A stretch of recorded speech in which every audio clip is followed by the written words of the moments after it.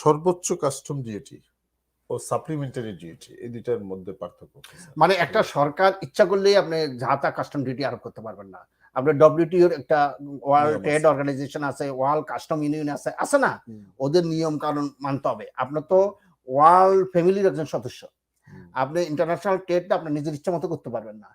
এখানে তো কিছু নিয়ম আছে, কানুন আছে, বিধি আছে, পদ্ধতি আছে, সিস্টেম আছে, আচার আছে, নর্মস আছে, লিখিত অলিখিত বিধিবিধান আছে না? জি, জি। তো আমরা বর্তমানে সর্বোচ্চ কাস্টম ডিউটি আরোপ করি 25%। অর্থাৎ সরকার যদি কেউ যদি বিদেশ থেকে, সরকার তার ব্যবসা করে না, ধরেন আপনি ব্যবসা করলেন, আপনি বিদেশ থেকে একটা জিনিস আমদানি করলেন, আপনার জিনিসের উপর সরকার সর্বোচ্চ 25% কাস্টম ডিউটি আরোপ করবে।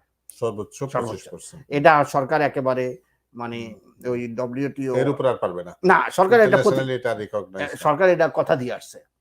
আর এখন দেখা গেছে আপনি একটা জিনিস আনলেন, ধরেন আপনি জাপান থেকে গাড়ি আনলেন এবং সরকার যদি 25% কাস্টম ডিউটি করে, গাড়ির দাম হবে 6-7 লাখ টাকা, তাহলে সবাই তো কিনবো। এই জন্য আবার সরকার 25% বেশি ডিউটি বসাইতেও পারতেছে না। এই জন্য এই কাস্টমের অতিরিক্ত আরো একটা ডিউটি সরকার বসাতে পারবে, এটাকে বলে সাপ্লিমেন্টারি ডিউটি। এটা সর্বোচ্চ 500% পর্যন্ত বাড়াতে পারে।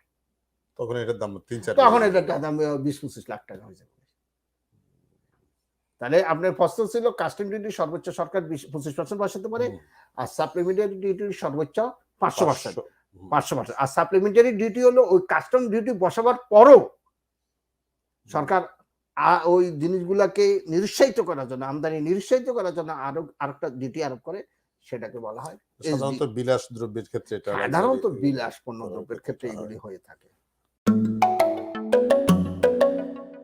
আসুন মায়া ছড়াই।